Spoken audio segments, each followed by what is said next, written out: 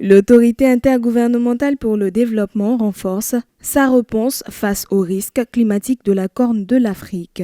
Réunis à Djibouti du 23 au 25 avril, des experts des États membres ont travaillé à l'élaboration du programme régional Recover Horn, destiné à bâtir une résilience durable face aux sécheresses, inondations et à la dégradation des ressources naturelles. Le projet s'articule autour de 5 axes clés, dont les systèmes agricoles résilients, l'alerte précoce et la diversification des moyens de subsistance. Soutenu par une coordination régionale accrue et des solutions fondées sur les données, cette initiative vise à proposer un programme bancal capable de mobiliser des financements et d'accompagner un développement durable à l'échelle régionale. La Commission de l'UEMOA et la Société financière internationale ont réaffirmé leur partenariat stratégique le 17 avril 2026 lors des réunions de Bretton Woods.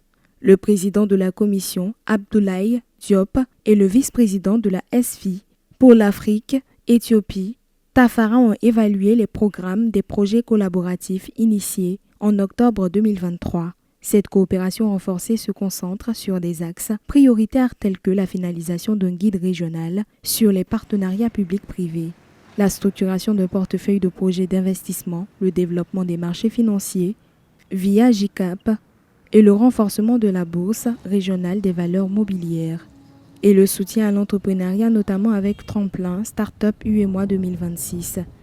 De nouvelles pistes de collaboration sont également envisagées dans le cadre de la nouvelle stratégie 2030 de la SFI.